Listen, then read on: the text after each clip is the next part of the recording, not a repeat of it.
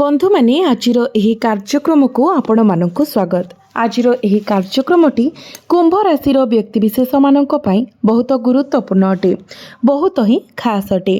कारण रज संक्रांति परठारु आपणकर जीवन में किछि परिवर्तन हेबा पई जाउछि। कारण किछि ग्रह निजर राशि परिवर्तन करिबा पई जाउछन्ति, जहा फल रे आपणक जीवन में लागि रहितिबा समस्त दुख कष्ट एवं समस्यार अंत हेबा पई जाउछि। आपणकर जीवन में पुनर्बार खुशी फेरिबा पई जाउछि। देवगुरु बृहस्पति निजर राशि परिवर्तन करि सारिछन्ति। चारोटी शुभ ग्रह सूर्य, शुक्र, बुध एवं मंगल मध्य रज संक्रांति ठारू आरंभ करी राशि परिवर्तन करिवे। एही ग्रह गुड़िक आपणक कुंडली रे लाभ, भाग्य एवं धन भाव को नियंत्रण करती, जहाँ प्रमुख सकारात्मक विकासर संकेत दिए। तो बंधु माने जदि आपणकर कुंभ राशि होइथाय तो भिडियोटी को शेष पर्यंत देखंतु एवं भिडियोटी को लाइक करी चैनलटी को सब्सक्राइब करि दियंतु। कमेंट बॉक्स रे भक्ति एवं श्रद्धार सहित जय श्री जगन्नाथ, जय माँ लक्ष्मी अवश्य लिखंतु। तो बंधु माने पूर्वरु बिना कोनोसी कारण रे आपणकर स्वास्थ्य खराब रहुथिला, आर्थिक समस्या देखा देउथिला, परिवार रे जुक्ति तर्क वाद विवाद देखा जाउथिला। आपण ऋण नेइथिले किंतु ऋण सुझिबाको आपणको संघर्ष करिबा पई पडुथिला। आपण आर्थिक दायित्वर बोझ अनुभव करुथिले। परिवार रे हस खुशीर अभाव देखा देउथिला।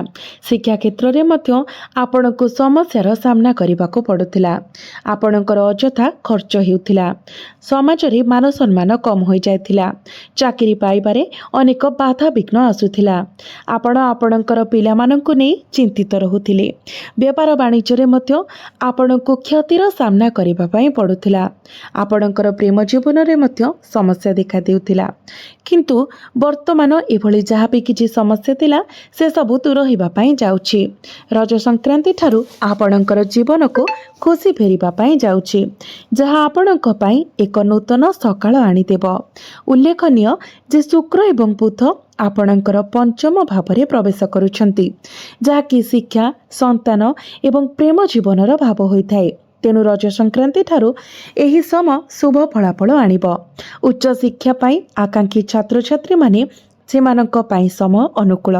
आपण एही समय निया जाइतिबा जे कोनोसी परीक्षा रे सफलतार सह पास करिवे। या सहित आपण आपणकर प्रेम जीवन रे समस्या मुक्ति पाइबे। जो मानकर कथावार्ता बंद हो जाइतिला, जोगाजोग बंद हो जाइतिला, सेमानक मध्यरे पुणी थरे प्याचअप हेबो। जदि आपण सिंगल अछंती तो आपणकर जीवन को नूतन साथी आसी पारंती।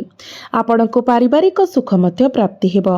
जो दंपति माने दीर्घ दिन धरी संतान सुखर कामना करुथिले सेमाननको संतान सुख प्राप्ति हेबो। जेहेतु गुरुंकर दृष्टि द्वितीय भाव उपरे रहुछि, तेणु घर परिवेश आनंदमय हेबो एवं घर को नूतन अतिथि आसी पारंती। छात्र छात्री माने सेमानଙ୍କର अध्ययन रे बहुत सफलता पाइबे। आपणको शुभ खबर प्राप्ति हेबो। संभवतः आपणकर पिलामानଙ୍କ ठारू जो माने आपणको सम्मान मध्य देबे, सेमानଙ୍କ लागि समाज रे आपणकर मान सम्मान वृद्धि हेबो। शुक्र एवं बुध एकादश भाव को दृष्टि देवा सहित आपण आर्थिक लाभ देखिबे। जे कोनोसी दीर्घकालीन आर्थिक समस्यार समाधान हेबो। विभिन्न उत्सरू टंका आसीबो एवं आपण रोजगार पाई नूतन रास्ता आविष्कार करिवे। जदि आपण अतिरिक्त आय खोजुछन्ति तेबे आपण अप्रत्याशित आर्थिक लाभ मध्य पाई परिबे। एकादश भावटी इच्छा पूर्तिर भाव होइथिबारु दीर्घ समय इच्छा एवं आकांक्षा साकार हेबो। बड़ भाई भौणी मानक सहित आपणकर संपर्क मधुर हेबो। सबुठार गुरुत्वपूर्ण कथा हेउछि जेहेतु गुरु आपणकर षष्ठ भावरे गोचर करुछन्ति, तो जो माने दीर्घ दिन धरी ऋण जाल रे फसी रहिछन्ति से माने आश्वस्ति पाइबे। यह व्यतीत आपणको हैरान करुथुबा किंबा आपणको क्षति पहुंचाइबाकू चेष्टा करुथुबा जेकोनोसी शत्रु माने निहत हेबे। आपण समस्त प्रकारर प्रतियोगिता एवं स्पोर्ट्स रे मध्य सफलता हासिल करिवे। जेहेतु गुरु क्यारियर भाव को तांकर शुभ दृष्टि देउछन्ति, आपण आपणकर क्यारियर रे मध्य बहुत सफलता पाइबे। जो माने दीर्घ समय धरी चाकरी खोजुछन्ति से माने एही रज संक्रांति परे नूतन चाकरी पाई पारंती।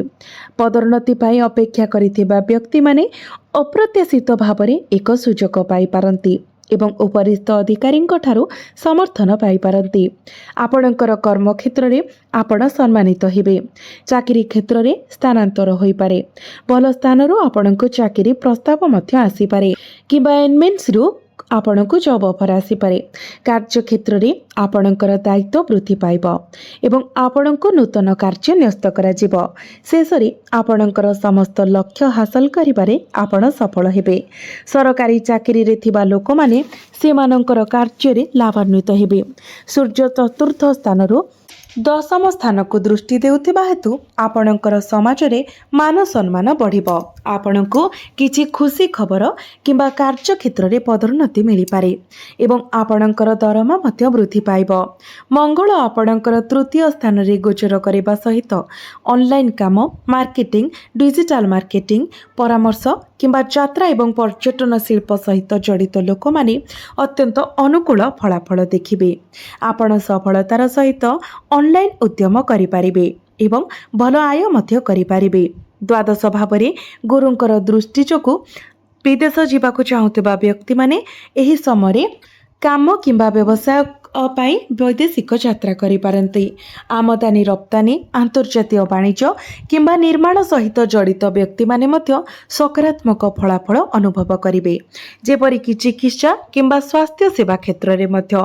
ଏହି ସମୟ ମଧ୍ୟରେ ଆପଣ ଧାର୍ମିକ କିମ୍ବା ଦାନଶୀଳ କାର୍ଯ୍ୟରେ ମଧ୍ୟ ଟଙ୍କା ଖର୍ଚ୍ଚ କରିପାରନ୍ତି। ଆପଣ ଧାର୍ମିକ ସ୍ଥଳ କିମ୍ବା ଆପଣଙ୍କର ବାସସ୍ଥାନରେ ଟଙ୍କା ଖର୍ଚ୍ଚ କରିପାରନ୍ତି। ସୂର୍ଯ୍ୟ ଚତୁର୍ଥ ଭାବରେ ଗୋଚର କରିବା ସହିତ ଆପଣ ଜମି, ସମ୍ପତ୍ତି କିମ୍ବା ନୂତନ ଯାନବାହନ ହାସଲ କରିପାରନ୍ତି। ଯେକୌଣସି ସ୍ୱାସ୍ଥ୍ୟ ସମସ୍ୟାରେ ଉନ୍ନତି ହେବ। ବାଣିଜ୍ୟ ସହ ଜଡ଼ିତ ବ୍ୟକ୍ତିମାନେ ଗୁରୁତ୍ୱପୂର୍ଣ୍ଣ ଉନ୍ନତି ଦେଖିବେ ଏବଂ ନୂତନ ଉଦ୍ୟମ ମଧ୍ୟ ଆରମ୍ଭ କରିପାରିବେ। ପାର୍ଟନରସିପ୍ ବିଜନେସ୍ରେ ଆପଣଙ୍କୁ ଲାଭ ପ୍ରାପ୍ତି ହେବ ଏବଂ ଦୀର୍ଘକାଳୀନ ଲାଭ ପ୍ରାପ୍ତି ହେବ। ଆପଣଙ୍କର ବ୍ୟବସାୟ ସମୃଦ୍ଧ ହେବ। ଆପଣଙ୍କର ଗ୍ରାହକ ଆଧାର ବୃଦ୍ଧି ପାଇବ। ଆପଣ ପୂର୍ବ ସ୍ୱାସ୍ଥ୍ୟ ସମସ୍ୟାରୁ ମୁକ୍ତି ପାଇବେ ଏବଂ ନିଜକୁ ସୁସ୍ଥ ଅନୁଭବ କରିବେ। ଆପଣଙ୍କ ଭାଗ୍ୟରେ ଏକ ସକାରାତ୍ମକ ପରିବର୍ତ୍ତନ ହେବ ଏବଂ ଆପଣ ସମସ୍ତ କାର୍ଯ୍ୟ ସୁଗମ ଭାବରେ ଆଗେଇବ। ଆପଣଙ୍କର ପୈତୃକ ସମ୍ପତ୍ତିରୁ ମଧ୍ୟ ଆପଣଙ୍କୁ ଲାଭ ମିଳିବ। ଆପଣଙ୍କର ଜୀବନରେ କିଛି ଶୁଭ ଘଟଣା ଘଟିପାରେ। ସ୍ୱାମୀ ସ୍ତ୍ରୀଙ୍କ ମଧ୍ୟରେ ସମ୍ପର୍କ ମଜବୁତ ହେବ, ଯାହା ଆପଣଙ୍କୁ ପରସ୍ପରର ନିକଟତର କରିବ। ଆପଣଙ୍କର ପ୍ରେମ ଆହୁରି ଗଭୀର ହେବ। ଆପଣଙ୍କୁ ଆପଣଙ୍କର କର୍ମକ୍ଷେତ୍ର ଏବଂ ବ୍ୟବସାୟିକ ପରିବେଶ ମଧ୍ୟରେ ଟିକେ ସତର୍କତା ଅବଲମ୍ବନ କରିବାକୁ ପଡ଼ିବ। ଆପଣଙ୍କର ବାଣିଜ୍ୟ ଗୁପ୍ତ କଥା କାହାକୁ ପ୍ରକାଶ କରନ୍ତୁ ନାହିଁ କିମ୍ବା ସମ୍ବେଦନଶୀଳ ଡକ୍ୟୁମେଣ୍ଟ ଗୁଡ଼ିକ ବହୁତ କେୟାରଫୁଲି ରଖନ୍ତୁ, କାରଣ ଏଗୁଡ଼ିକ ସୂଚନା ଲିକ୍ ହେବାର ସମ୍ଭାବନା ରହିଛି। ସର୍ବଦା ସତର୍କ ରୁହନ୍ତୁ। ଯଦି ଆପଣ ପାର୍ଟନରସିପ୍ରେ କାମ କରୁଛନ୍ତି, ତେବେ ଆପଣଙ୍କୁ ବିଶେଷ ସତର୍କ ରହିବାକୁ ପଡ଼ିବ, ନଚେତ୍ ଆପଣ ପ୍ରତାରିତ ହେବାର ଆଶଙ୍କା ରହିଛି। ଏହା ବ୍ୟତୀତ ଆପଣଙ୍କର ବୃତ୍ତିଗତ କ୍ଷେତ୍ର ମଧ୍ୟରେ ବାହ୍ୟ ସମ୍ପର୍କ ଏବଂ ସାଧାରଣ ଲୋକଙ୍କ ସହିତ ଆପଣଙ୍କର ସମ୍ପର୍କକୁ ସୁଦୃଢ଼ କରିବା ପାଇଁ ଚେଷ୍ଟା କରନ୍ତୁ। ଆପଣଙ୍କର କାର୍ଯ୍ୟର ଗୁଣବତ୍ତା ଉନ୍ନତ କରିବା ଉପରେ ଧ୍ୟାନ ଦିଅନ୍ତୁ। ଆପଣଙ୍କର ବ୍ୟବସାୟ ପାଇଁ ଆପଣଙ୍କର ବିଜ୍ଞାପନ ଏବଂ ପ୍ରଚାର ପ୍ରୟାସକୁ ବୃଦ୍ଧି କରିବା ପାଇଁ ଏହା ଏକ ଉପଯୁକ୍ତ ସମୟ, ଯାହା ଲାଭ ବୃଦ୍ଧି କରିବ। ଏହି ରଣନୀତି ବିଷୟରେ ପରିବାରର ଜଣେ ବରିଷ୍ଠ ସଦସ୍ୟଙ୍କ ଠାରୁ ପରାମର୍ଶ ନେବା ମଧ୍ୟ ଲାଭଦାୟକ ପ୍ରମାଣିତ ହେବ।